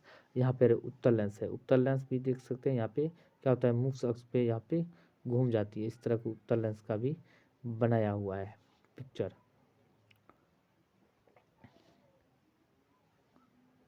ठीक है, F2 है, ये ध्यान रखना, ये यहाँ पे भी F2 है। इस तरह का पिक्चर उत्तल लेंस अवतल लेंस में। अब बात करते हैं नेक्स्ट की, अगर हम बात करते हैं अब अवतल लेंस की बात करें तो उसी का क्वेश्चन का पार्ट है। अवतल लेंस का द्वितीय फोकस F2 की बात करें। अवतल लेंस का द्वितीय फोकस लेंस के मुख्य अक्ष पर स्थित बिंदु F2 होता है। द्वितीय अक्ष पर है, लिखा हुआ है, वहाँ पे पिक्चर भी दिखाया हुआ है, या आप किताब में भी देख सकते हो, दिया हुआ है। जिससे लेंस से अपवर्तन के बाद लेंस के मुख्य अक्ष के समांतर आपतित प्रकाश किरणें लेंस से आती हुई प्रतीत होती है। उत्तल लेंस का मुख्य फोकस उसके मुख्य अक्ष पर एक बिंदु होता है, जिस पर मुख्य अक्ष के समानांतर प्रकाश किरणें लेंस द्वारा अपवर्तन के बाद अभिसारित होती है। इसे आमतौर पर F अक्षर से दर्शाया जाता है। इस तरह लिख देना है। अब बात करते हैं प्रथम मुख्य फोकस क्या होगा। प्रथम मुख्य फोकस की बात करें, उत्तल लेंस का आपकी बात कर लेते हैं। वो तो अवतल लेंस हो गया। अब उत्तल लेंस का प्रथम मुख्य फोकस और F1 और F2 की बात करेंगे। तो पहले नंबर उत्तल लेंस के प्रथम मुख्य फोकस F1 लेंस की मुख्य अक्ष पर एक बिंदु वस्तु की स्थिति है, जिसके लिए छवि अनंत पर बनती है। इसे आमतौर पर F1 अक्षर से दर्शाया जाता है। बस ये भाषा लिखना जिस तरह है तो भाषा ही लिख देना। यहाँ पे देख सकते हैं, यहाँ पे इस तरह पिक्चर बनाया गया अवतल लेंस का है, और यहाँ से यहाँ तक तीरा मार देना, यहाँ से खींच देना है। यहाँ भी तीरा लगे, यहाँ भी लगेगा, और यहाँ पे भी है, यहाँ पे भी है, और यहाँ बीच में भी तीरा लगा। यहाँ से लेकर क्या करना है, यहाँ बना देना है। यहाँ पे नीचे में N लिख देना है, ऊपर में M लिख देना है। कॉन्वेक्स लेंस है, ये कॉन्वेक्स लेंस दोनों का चित्र दिया है। यहाँ पे F2 लिख देना है, यहाँ पे भी F2 लिख देना है। इस तरह करके आपको बीच में ये केंद्र हो जाता है। इस तरह करके आपको ध्यान से बना देने हैं। यहाँ पे बनाया गया है।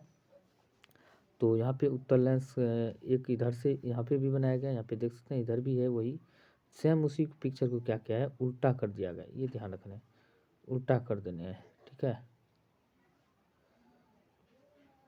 उल्टा कर देना है इसी पिक्चर को। यहाँ पे केंद्र है। तो इसी तरह यहाँ पे देख सकते हैं F1 लिख देंगे, यहाँ पे F2 लिख देंगे, यहाँ पे लिखा हुआ है। चलिए हम बात करते हैं नेक्स्ट की। अगर हम बात करते हैं इसका F2 की बात करें तो दूसरा फोकस, अब हम बात करते हैं लेंस की। तो दूसरा मुख्य फोकस F2 है। उत्तल लेंस का दूसरा मुख्य फोकस F2 लेंस की मुख्य अक्ष का छवि बिंदु स्थित है, जस्ट उसी का उल्टा दिया गया है, एक का उल्टा एक है, जिसके लिए वस्तु अनंत पर स्थित होती है। इसे आमतौर पर F2 अक्षर से दर्शाया जाता है, जैसा कि चित्र बी में देखा गया है। तो सेम उसी तरह है, बस उसको उल्टा कर देना है, F1 को उल्टा देना है F2 में। उसी तरह अवतल लेंस, अवतल और दोनों लिख देना है, अवतल लेंस और उत्तल लेंस। अवतल लेंस में भी वही किया गया है। यहाँ पे देख सकते हैं, हम दिखा देते हैं। F1 है, यहाँ पे छोटा करके F1 क्या किया है, F1 का उसी तरह लिखा गया है, लिख दिए। F1 यहाँ पे दर्शाया गया है, और उसी तरह F2 का उसी तरह जस्ट इसका दर्शाया गया, तो अब F2 का इसका भी दर्शाया जाएगा। F दोनों का यहाँ पे दिया गया है, तो इस तरह आपको देख लेना है। अब बात करते हैं नेक्स्ट की, हम बात करें यानी कि 10वें नंबर क्वेश्चन की बात करते हैं। इससे पहले क्वेश्चन देख लेते हैं कौन सा है। 10 नंबर क्वेश्चन है, यहाँ पे दिया गया डायनेमो क्या है, इसके सिद्धांत और क्रिया का स्वच्छ चित्र के सहारे वर्णन करें। यानी कि सिद्धांत और क्रिया का चित्र जो है स्वच्छ रूप से वर्णन करने हैं। तो चलिए हम इसका वर्णन करते हैं। अब हम बात करते हैं डायनेमो के बारे में, स्वच्छ रूप से चित्र करें। विद्युत जनित लिख के इसे अंडरलाइन कर देने हैं, प्रारंभ चेंज करते हुए क्या लिखना है, विद्युत जनित। हम तो मेरा तो यहाँ से यहाँ तक आ गया, लेकिन क्या आपको करना क्या है, इतना जो चौथाई छोड़ देना है, इधर इधर से लिखना है चौथाई छोड़ के। तो प्रश्न नंबर ऐसे लिख देना, जैसे लिखना है ये साइड में लिखना है, प्रश्न साइड चौथाई के पार में, इस पार में। तो विद्युत जनित ऐसे यहाँ पे देख कर अंडरलाइन कर देने हैं। तब क्या लिखना है, तो जनित डायनेमो कहा जाता है, यानी कि विद्युत जनित को डायनेमो भी कहा जाता है। इस विद्युत जनित यानी कि डायनेमो एक ऐसा यंत्र है जो यांत्रिक ऊर्जा को विद्युत ऊर्जा में बदलता है। बस लिख देना है। इसका कार्य फैराडे के विद्युत चुम्बकीय प्रेरण सिद्धांत पर आधारित है, यानी कि विद्युत चुम्बकीय प्रेरण का सिद्धांत फैराडे ने ही दिया था। इस सिद्धांत पर आधारित है। विद्युत जनित एक ऐसा यंत्र है जो यांत्रिक ऊर्जा को विद्युत ऊर्जा में बदलने का कार्य करता है, ये लिख दिया। फिर अब बात करते हैं यहाँ पे सिद्धांत के लिखना है, सिद्धांत लिख के अंडरलाइन कर देने हैं। क्या लिखना है? विद्युत जनित विद्युत चुम्बकीय प्रेरण की घटना पर आधारित है। जब किसी बंद कुंडली को चुंबकीय क्षेत्र तेजी से घुमाया जाता है, यहाँ पे दिया गया, चित्र बढ़िया से दिखाएंगे। तब चुंबकीय बल रेखाओं में परिवर्तन होता है, जिसके कारण कुंडली में एक प्रेरित विद्युतवाहक बल उत्पन्न होता है और धारा बहने लगती है, जिससे प्रेरित विद्युत धारा कहते हैं। अतः कुंडली को घुमाने में यांत्रिक ऊर्जा और विद्युत ऊर्जा में बदल जाता है, यानी कुंडली जैसे घूमेगा यांत्रिक ऊर्जा विद्युत ऊर्जा में बदल जाएगा। तो अब यहाँ पे दिया गया, इसका देखो स्ट्रक्चर दिया हुआ है, यहाँ पे देख सकते हैं। हम पूरा अच्छी तरह से दिखा देते हैं। यहाँ पे क्या लिखना है? संरचना लिख के अंडरलाइन कर देना है। संरचना पहले लिख देंगे, यहाँ पे देख सकते हैं, संरचना लिख के अंडरलाइन कर देना है। संरचना में क्या क्या है? एक पॉइंट में लिखेंगे, एक पॉइंट देके चुंबक, दूसरा लिखेंगे आर्मेचर, तीसरा लिखेंगे सर्पी बल, चौथा लिखेंगे ब्रश। ऐसे करके लिख देंगे। उसके बाद इसको क्या करेंगे? पिक्चर बना देंगे। यहाँ पे देख सकते हैं, इस तरह का पिक्चर बना के नॉर्थ, ये साउथ है, यानी कि नॉर्थ है, यानी कि दक्षिण ध्रुव है ये, यानी कि ये उत्तरी ध्रुव है, दक्षिणी ध्रुव है, लिख दिए। इस तरह का स्ट्रक्चर आपको बना देना है, जिसे बनाया हुआ है आर्मेचर का।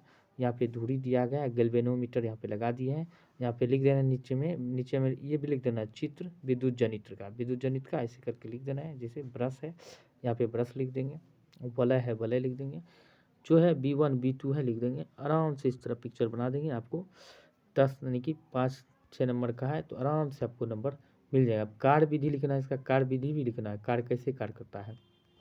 तो कार्य विधि यहाँ पे देख लीजिए, जनित्र का यानी कि कार्य विधि क्या है? कार्य विधि लिख के अंडरलाइन करके लिख देना है। जब कुंडली को चुंबकीय क्षेत्र से इस प्रकार घुमाया जाता है कि भुजा ए बी ऊपर की ओर तथा भुजा सी डी नीचे की ओर गति करे, तब फ्लेमिंग के दाएं हाथ के नियम के अनुसार कुंडली में धारा की दिशा ABCD की ओर होगी। यदि कुंडली में फेरों की संख्या अधिक हो तो प्रत्येक फेरों से उत्पन्न विद्युत संकुलित होकर एक शक्तिशाली धारा का निर्माण करती है। इस स्थिति में बाह्य परिपथ में धारा बुश B2 से B1 की ओर होगी। तो होता है, तो बात करते हैं, तब लिखेंगे, प्रारंभ कर देंगे। आधे चक्कर के बाद हम मुजा ए बी के नीचे, आधे चक्कर के बाद मुजा ए बी के नीचे की ओर तय, मुजा सी डी ऊपर की ओर, यानी कि इसको क्या लिखेंगे? भुजा लिख देना है, मुजा नहीं भुजा हो जाएगा, भुजा इसका हो जाएगा, भुजा सी डी की ऊपर की ओर गति करती है। अतः विद्युत धारा की दिशा DCBA की ओर हो जाती है। इस ABCD की ओर था, यहाँ DCB की ओर हो जाती है। अब कहता है कि ओर हो जाती है। धारा की दिशा में परिवर्तन प्रत्येक आधे चक्कर के बाद होता है। धारा की दिशा में परिवर्तन करता है प्रत्येक, ऐसे आधा चक्कर लगा तो परिवर्तन हो जाए, जब फिर पूरा होगा फिर परिवर्तन हो जाता है। ऐसी धारा जो प्रत्येक आधे चक्कर के बाद अपनी दिशा में परिवर्तन करे, उसे प्रत्यावर्ती धारा कहते हैं। प्रत्यावर्ती धारा उत्पन्न करने की वाली युक्ति प्रत्यावर्ती धारा जनित्र कहलाती है। ये सारे के सारे आप स्क्रीनशॉट ले सकते हैं, आराम से 4-5 बार लिख लोगे, याद हो जाएगा। पिक्चर बना, इसका कार्य विधि भी लिख देना, लिखना जरूरी होता है, ये ध्यान रखना है। अब बात करते हैं नेक्स्ट क्वेश्चन की। 6 अंक का क्वेश्चन है, यहाँ पे देख सकते हैं। इसको जवाब देने हैं, दोनों को एक जवाब देने के एक को आपको जवाब देना ही, ये पिक्चर वाला बनाना ही पड़ेगा, तो ध्यान रखना है। अब बात करते हैं नेक्स्ट की। यहाँ पे फिजिक्स क्वेश्चन, कौन सा क्वेश्चन है? रसायन शास्त्र, केमिस्ट्री की ओर बढ़ते हैं।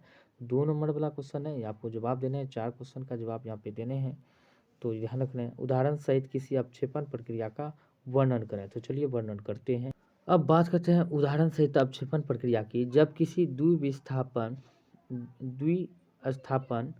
अभिक्रिया के दौरान जलीय घोल में धनायन और ऋणायन मिलाकर एक घुलनशील आयनिक ठोस बनाते हैं, जिसे अवक्षेप कहते हैं। तथा है, ये ध्यान रखना, तया लिख दें, तथा यह अभिक्रिया अवक्षेपण अभिक्रिया कहलाती है। अवक्षेपण अभिक्रिया में क्या करना है? AgNO3 प्लस KCl मिलकर क्या बनते हैं? AgCl और KNO3 बन जाते हैं, ये ध्यान रखना है। अब वही बात कर लेते हैं हम कि हमें क्या कहता है, हमें आयोडीन युक्त नमक के उपयोग की सलाह इसलिए दी, क्या होगा, तो इसमें आयोडीन ये इसमें हो जाता है, इसका हो गया जवाब, ठीक है। ये 12 नंबर हो जाता है। इतना ही आपको बनाने हैं, ये ध्यान रखना, 2 नंबर का इतना ही बनाना है। अब बात करते हैं 12 नंबर क्वेश्चन के आयोडीन युक्त नमक के बारे में सलाह किस लिए दी जाती है। दोनों लिख देना है, देख सकते हैं कौन अच्छा हो। अब बात करते हैं नेक्स्ट की, यहाँ पे बात करते हैं आयोडीन युक्त नमक उपयोग की सलाह क्यों दी जाती है। 12 नंबर क्वेश्चन की एनालिसिस करते हैं। तो हम 12 नंबर क्वेश्चन का एनालिसिस करते हैं तो क्या होगा, आयोडीन युक्त नमक के उपयोग की सलाह इसलिए दी जाती है क्योंकि आयोडीन अपटू ग्रंथि जो कार्बोहाइड्रेट, वसा और प्रोटीन के उपापचय हेतु थायरॉक्सिन हार्मोन स्रावित करती है। इसके लिए यानी कि इसके लिए आवश्यक है के लिए आवश्यक है। यह हार्मोन संतुलित वृद्धि व विकास के लिए उत्तरदायी है। आयोडीन की कमी से घेंघा रोग हो जाता है, ये ध्यान रखना है। अब वही बात करते हैं 13 नंबर क्वेश्चन की। तो 13 नंबर क्वेश्चन की बात करते हैं 13 नंबर क्वेश्चन की। मनुष्य के उदर में स्रावित होने वाले HCl अम्ल की कार्य पद्धति का वर्णन करें। कार्य पद्धति का वर्णन करना है तो चलिए हम वर्णन करते हैं। अब बात कर लेते हैं अमाशय में अम्ल की भूमिका। अमाशय में अम्ल की भूमिका यानी कि HCl अम्ल की भूमिका के बारे में बात करें तो क्या है इसका भूमिका।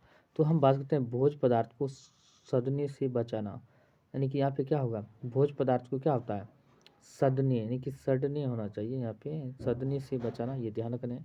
वही बात करते हैं सेकंड नंबर है जीवाणु को मारना। यहाँ पे हम पूरा का पूरा दिखा देते हैं, ठीक ठाक से पहले करा देते हैं, उसके बाद पूरा दिखाएंगे। अब बात करते हैं क्या होगा, दूसरा नंबर यहाँ पे कह रहा है, दूसरा नंबर है जीवाणु को मारता है। तीसरा निष्क्रिय एंजाइम को सक्रिय करता है। यह अम्लीय माध्यम तैयार करता है जो पेप्सिन एंजाइम की क्रिया में सहायक होता है। बस इतना ही आपको लिखना है। 4 है, कम से कम 3 भी लिख देना है तो कोई दिक्कत नहीं है। ये हम पॉइंट एक जगह दिखा देते हैं, यहाँ पे देखिए सारा पॉइंट यहाँ पे दिया गया है, तो ये इतना पॉइंट आपको लिख देने हैं।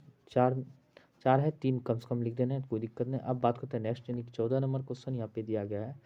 14 नंबर की बात करते हैं। 14 नंबर क्वेश्चन है संतृप्त और असंतृप्त हाइड्रोकार्बन में अंतर लिखे हैं, प्रत्येक का एक उदाहरण दें। प्रत्येक का एक उदाहरण भी देना है। 15 नंबर क्वेश्चन कहता है संयोजन अभिक्रिया को परिभाषित करें, ऊष्माक्षेपी संयोजन अभिक्रिया का एक उदाहरण दीजिए। दोनों क्वेश्चन का हम चर्चा करते हैं। तो चलिए सबसे पहले हम बात करेंगे किसका, यह अम्लीय 4 नंबर क्वेश्चन का, यह अम्लीय माध्यम, यानी कि इसको छोड़ दे, 4 नंबर ये तो हो गया, उसका पॉइंट था। 14 नंबर की बात करें तो ये 14 नंबर का आंसर है संतृप्त हाइड्रोकार्बन और असंतृप्त कार्बनिक यौगिक में निम्नलिखित अंतर है, ये याद रखना है। तो इसमें क्या करना है, तो लिखना है संतृप्त कार्बनिक यौगिक में। अब बात करते हैं, वो आंसर दूसरा लग गया था, संतृप्त हाइड्रोकार्बन की जगह कार्बन लग गया था, ये ध्यान रखना है।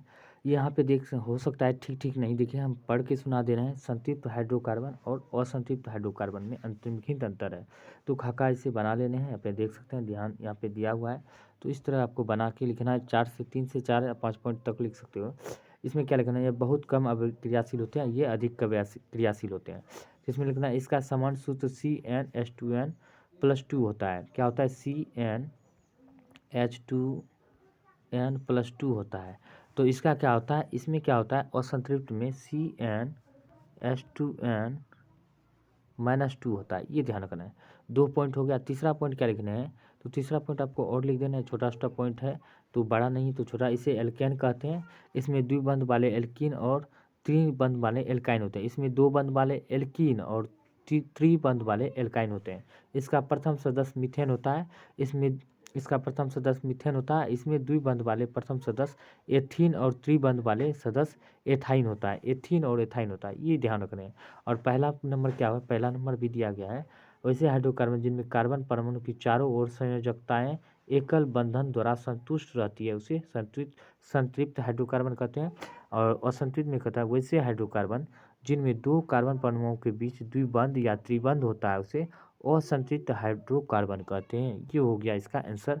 तो चलिए हम बात करते हैं नेक्स्ट क्वेश्चन की। अब क्वेश्चन नंबर 15 की बात करें, संयोजन अभिक्रिया को परिभाषित करें, ऊष्माक्षेपी संयोजन अभिक्रिया का एक उदाहरण दीजिए।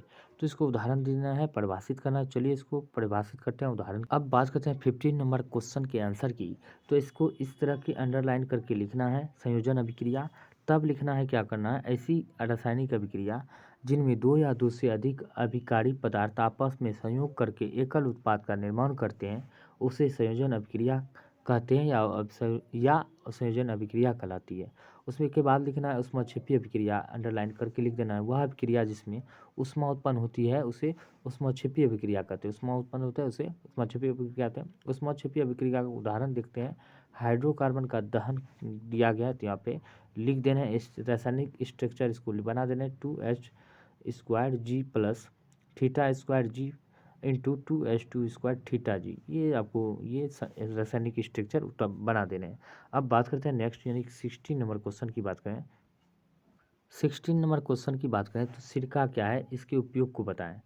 सिरका क्या है, इसके उपयोग के बारे में बात कर लेते हैं। तो पहले नंबर हम बात करते हैं सिरका के बारे में। तो 16 नंबर क्वेश्चन क्या है, आंसर हम बताते हैं। सिरका लिख के अंडरलाइन कर देना है। यह एक रासायनिक पदार्थ होता है जो एथेनोइक अम्ल का तनु विलयन होता है, ऐसे लिख देना है। अब लिख देना है सिरका का उपयोग करके अंडरलाइन कर देना है। तो इसका उपयोग क्या क्या होता है, तो इसका उपयोग हम बात कर लेते हैं। खाद्य पदार्थों को स्वादिष्ट बनाने में, मांस उत्पादों, मछली, फल तथा सब्जियों को संरक्षित करने या अचार बनाने में किया जाता है।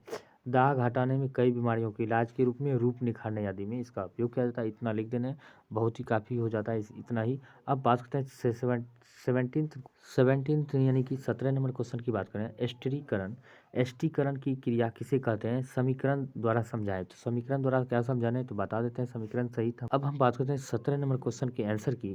तो एस्टीकरण की बात करें तो इसे अंडरलाइन करके लिख देना है। तो लिख देना है इसे। तब इसको क्या करना है, जब सांद्र H2SO4 की उपस्थिति में एथिल अल्कोहल को एथेनोइक अम्ल के साथ गर्म कराया जाता है तो एक मीठी गंध वाला पदार्थ बनता है जिसे एस्टर कहते हैं। यह अभिक्रिया एस्टरीकरण कहलाती है।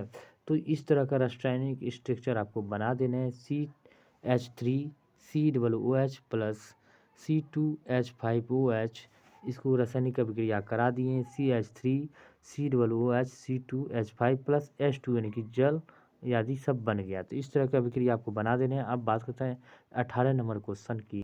अब हमारा 18 नंबर क्वेश्चन की बात करें तो ड्रिप सिंचाई की व्यवस्था क्या है। ड्रिप सिंचाई की व्यवस्था जो है, इस तरह की व्यवस्था इजराइल देश से लिया गया है। तो इसके बारे में हम समझते हैं क्या होता है ड्रिप सिंचाई। अब बात करते हैं ड्रिप सिंचाई की बात करें। ड्रिप सिंचाई लिख के अंडरलाइन कर देने हैं। ड्रिप सिंचाई को कभी कभी ट्रिकल सिंचाई भी कहा जाता है, इसे याद रखना। इसमें छोटे छोटे व्यास वाले प्लास्टिक पाइपों की एक प्रणाली के बहुत कम दर पर मिट्टी पर बनी टपकाया जाता है, जिनमें एमीटर या ड्रिपर्स नाम आउटलेट लगे होते हैं। क्यों कैसे लगे होते हैं, इस तरह के पाइप होते हैं। ड्रिप सिंचाई कभी कभी देखे होंगे। तो इस तरह के पाइप होते हैं, इसमें छोटा छोटा छिद्र होता है जिससे कि पानी का फव्वारा निकलते रहता है, सबसे निकलता है, दोनों साइड निकलता है ऐसे करके। तो बीच बीच में इस तरह निकलते रहता है पानी का फव्वारा की तरह से। तो इससे क्या होता है, पौधों के जड़ से यानी कि ऊपर से, जड़ से ऊपर तक पानी पहुँचते हैं, इसमें पानी की बर्बादी कम होता है। इसी को क्या कहते हैं, ड्रिप सिंचाई। आपने खेतों में देखा होगा पाइप बिछा हुआ है, इस तरह कई प्रकार छिद्र से ऐसे निकलते रहते हैं, पानी का फव्वारा की तरह पतला पतला छिद्र रहते हैं। तो इसी को ड्रिप सिंचाई कहते हैं। यही विधि इजराइल से भारत में लिया है। तो इस तरह के होते हैं। अब बात करते हैं 19 नंबर प्रश्न आंसर की बात करेंगे। तो 19 नंबर का प्रश्न क्या होता है। अब यहाँ पे बात करें कि 5 नंबर वाले क्वेश्चन है, यानी कि सब्जेक्टिव में लॉन्ग टाइप क्वेश्चन है, शॉर्ट टाइप क्वेश्चन का समाप्त हो गया सीमा। अब है 19 से 20 तक 2 प्रश्न का, यानी कि इनमें से किन्हीं एक प्रश्न का जवाब देना है। 2 आपको प्रश्न दिया गया है। तो यहाँ पे क्वेश्चन है क्या, तो क्वेश्चन हम दोनों का एनालिसिस कर देते हैं। रासायनिक बंधन किसे कहते हैं, या कितने प्रकार का होता है, उदाहरण के साथ उल्लेख करें। ये बता देना। या कार्बन के कुछ विलक्षण गुणों का उल्लेख करें तथा बताएं कि कार्बन के यौगिक की संख्या असंख्य क्यों है। तो इन दोनों में से कोई आपको जवाब देना है। याद तो दोनों करने हैं, लेकिन एग्जाम में कौन सा आ जाएगा कहना मुश्किल है। तो लेकिन एग्जाम के पॉइंट ऑफ व्यू से काफ़ी महत्वपूर्ण है ये सारे सारे क्वेश्चन। चलिए हम बात करते हैं। अब हम बात कर लेते हैं रासायनिक बंधन। लिख के से अंडरलाइन कर देना है। वह आकर्षण बल जिससे विभिन्न रासायनिक पदार्थों के परमाणु या आयनों एक दूसरे के साथ बंधे रहते हैं, रासायनिक बंधन कहलाता है। ये लिख देना है। अब लिखना है रासायनिक बंधन के प्रकार। रासायनिक बंधन प्रकार लिख के आयनिक बंधन, सहसंयोजक बंधन, उप संयोजक बंधन, उप सहसंयोजक बंधन लिख देना है। अब तीनों का जो है एनालिसिस करना है। तो क्या करना है, तीनों का कैसे लिखेंगे, लिखेंगे आयनिक बंधन लिख के अंडरलाइन कर देना है। आयनिक बंधन का निर्माण एक प्रबल वैद्युत आकर्षण बल के कारण होता है, जिसमें एक प्रबल धनावेशित धात्विक भाग तथा एक प्रबल अधात्विक भाग होता है। आयनिक बंधन में इलेक्ट्रॉनों का पूर्ण हस्तांतरण होता है। उदाहरण लिख देते हैं। उदाहरण के साथ बोला था NaCl2 MgCl2 और CaCl2 आदि होता है। अब बात करते हैं नेक्स्ट की, किसका, सहसंयोजी बंधन की बात करते हैं। सहसंयोजी बंधन में क्या होता है, तो लिख के सहसंयोजी बंधन ऐसे अंडरलाइन कर देने। वह बंधन जो दो या दो परमाणुओं के बीच इलेक्ट्रॉनों के एक युग्म की साझेदारी से आबंधन बनता है, सहसंयोजक आबंध कहलाता है। ये लिख देना। सहसंयोजक क्या होता है, सहसंयोजक आबंध कहलाता है। तो वही बात करते हैं, एक ही प्रकार या विभिन्न प्रकार के परमाणुओं के इलेक्ट्रॉनों की साझेदारी से बने आबंध को सहसंयोजी बंधन यानी कि आबंध कहते हैं। उदाहरण के लिए क्या किया है, यहाँ पे 0 लिख दिया, यहाँ पे 3 गो होगा n के बीच, ऐसे n ऐसे करके बंधन बनता है, ये ध्यान रखना है। वही बात करते हैं उप सहसंयोजी बंधन की बात करें तो उप सहसंयोजी बंधन यहाँ पे दिखा है। उप सहसंयोजी बंधन लिख के अंडरलाइन कर देने हैं। इस प्रकार के आबंध में जोड़ी के इलेक्ट्रॉनों यानी कि इस प्रकार के आबंधन में जोड़ी के इलेक्ट्रॉनों की साझा यानी कि साझा किया जाता है। जोड़ी के आबंधन को साझा यानी कि साझा होना चाहिए, जो होना चाहिए पे साझा किया जाता है। जैसे उदाहरण लिख के लिख देना NO3 यानी कि नाइट्रेट आयन लिख के इस तरह के आपको एक उदाहरण लिख के इस तरह आपको दर्शा देने हैं। तो क्या करना है, यहाँ पे देख सकते हैं लिख के इस तरह का पिक्चर बना देना है। यहाँ पे या ये बना देना है या तो ये बना, दो में से कोई बना देना। हम तीन उदाहरण है, यहाँ पे कोई सारा उदाहरण आपको बना देना है, चाहे इसका बना, चाहे इसका बना देना या किसी का बना देना है।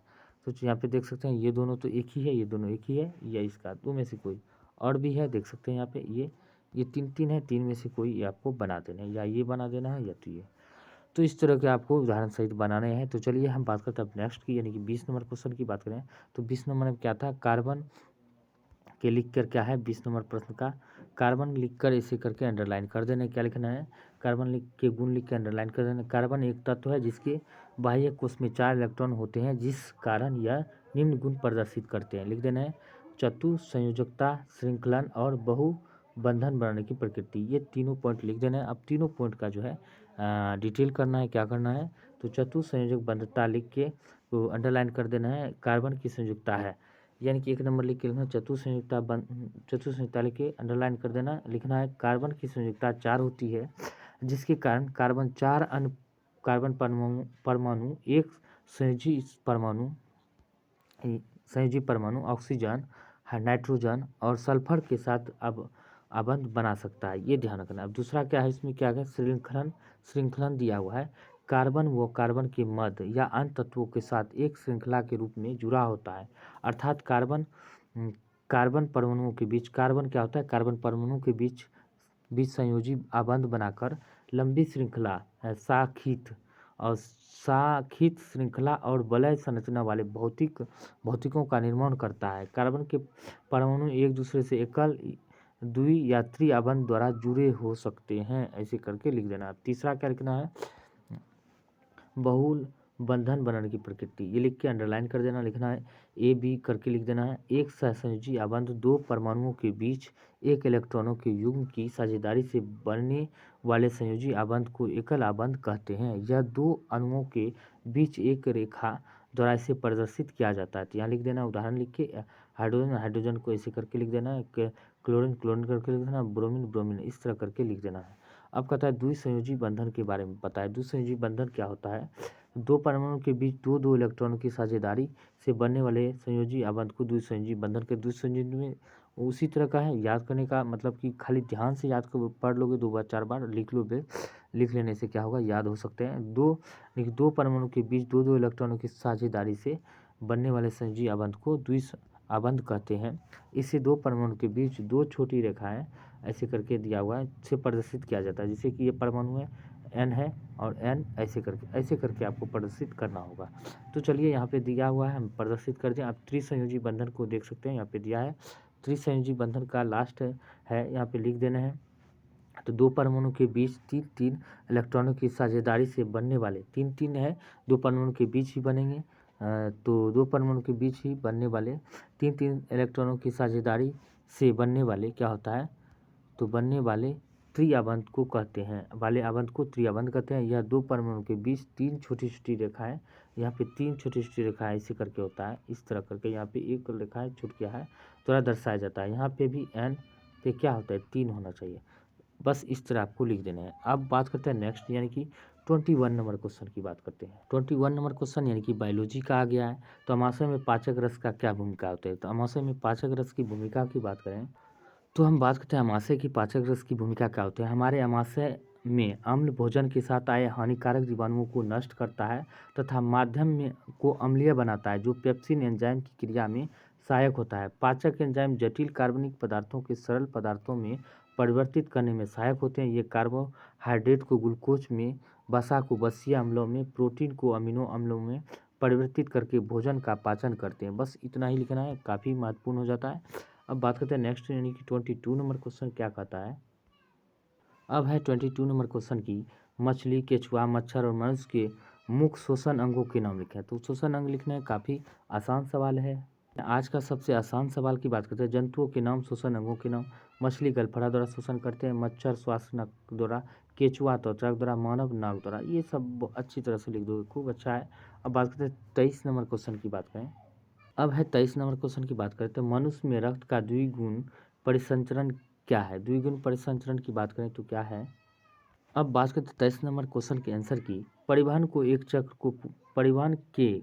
एक चक्र को पूरा करने में रक्त हृदय से होकर 2 बार गुजरता है। इस प्रकार रक्त का परिवहन द्विगुण 2 बार गुजरता है, द्विगुण परिवहन कहलाता है। इसमें रक्त का अर्थ हृदय में भरना फिर उसका बाहर निकलना एक चक्र कहलाता है। हृदय में भरना फिर बाहर निकालना। ये काफ़ी आसान सवाल है, आपको आसानी से लिख सकते हैं। अब बात करते हैं नेक्स्ट की यानी कि 24 नंबर क्वेश्चन की बात करें तो डायलिसिस का सिद्धांत क्या है। तो डायलिसिस का सिद्धांत, उसके बाद बात करें तंत्रिका तंत्र के क्या कार्य है। इन दोनों क्वेश्चन का हम बात कर लेते हैं। अब बात करते हैं डायलिसिस के सिद्धांत की अगर हम बात करें। कभी कभी संक्रमण या उचित रुधिर आपूर्ति होने या अन्य कारणों से वृक्क क्षतिग्रस्त होकर कार्य करना बंद कर देते हैं।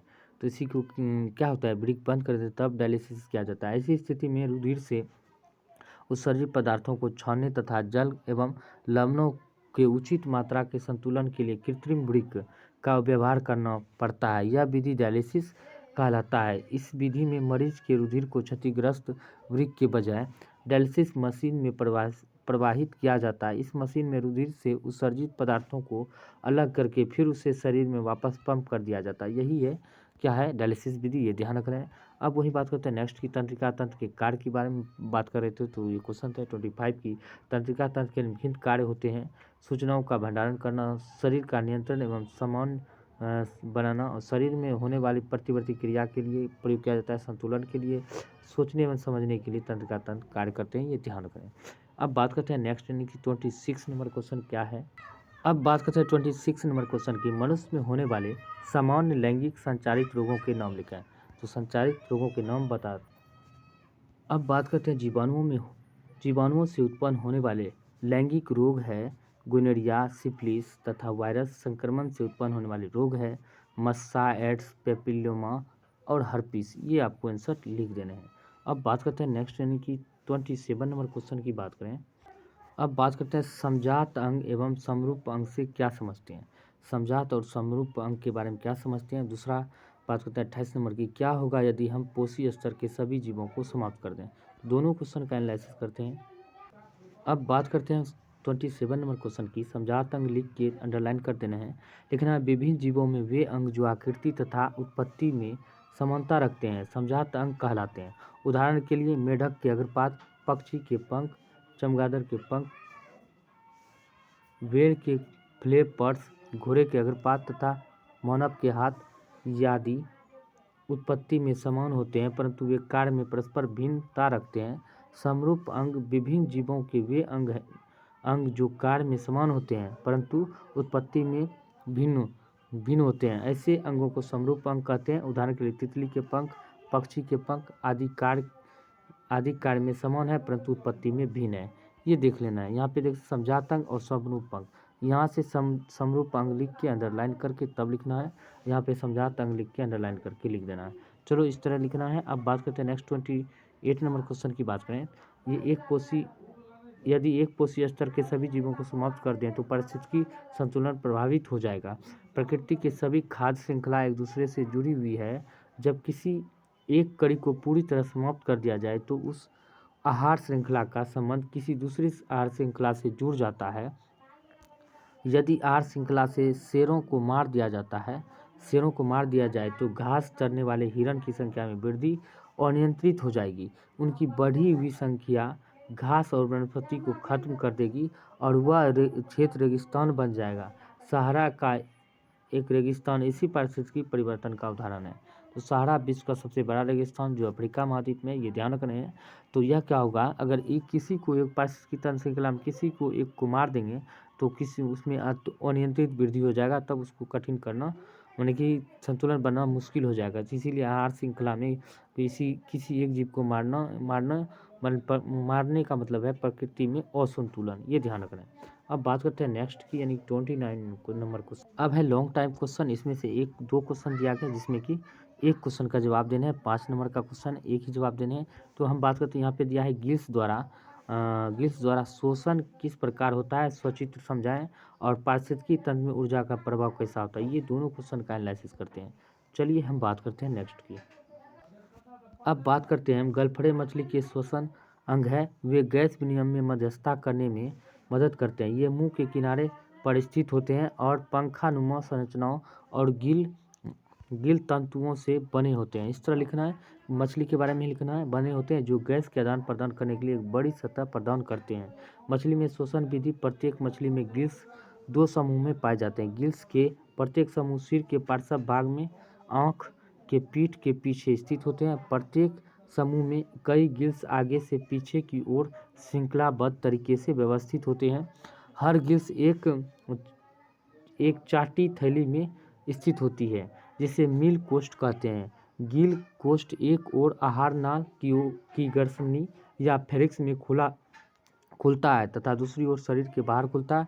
प्रत्येक गिल कोष्ठक में कई गिल पट्टिकाएँ होती है। तो यहाँ देखना है, पिक्चर जो बनाएंगे इसी आधार पे हमको क्या करना है, इसी आधार पे किसका डिस्कस करना है। यहाँ पे देख सकते हैं मछली का मुंह है, यहाँ पे देख सकते हैं जल का प्रवेश हुआ मुंह के द्वारा। उसके बाद क्या हुआ, ये गिल्स, यहाँ पे क्या चाप है, मछली का चाप है। उसके बाद चाप में तंतु रहता है जो निकाल के फेंक दिया जाता है, हम लोग जो खाते हैं पीठ की तरह होता है, फेंक दिया जाता है। तब यहाँ पे इस तरह का जो क्या है कि ओपर्क्यूलम है, गिल्स का आच्छाद है, गिल्स आच्छाद है। उसके बाद क्या, इसके द्वारा ये बाहर होते हैं, क्या जल का बाहर आ रहे हैं, इसके द्वारा बाहर आ रहे हैं। मछली का श्वसन तंत्र इस तरह, जिससे जैसे लिखा गया उसी तरह चित्र है, उसका चित्रण करना है बस, और कुछ नहीं है। अब बात कर लेते हैं नेक्स्ट की, मछलियों के बारे में भी लिख देना है। क्या लिखना है, तो कुछ लाइन है इसमें, क्या लिखना है, तो मछलियों में जल की धारा मुख से आहार नाल के फेरिंक्स में पहुंचता है। यहाँ जल की धारा में स्थित भोजन तो फेरिंक्स से ग्रसनली में चला जाता है, परंतु जल गिल कोष्ठकों में तथा फिर शरीर से बाहर चला जाता है। इस प्रकार गिल्स लगातार जल के संपर्क में रहते हैं, जिससे दाल में घुले ऑक्सीजन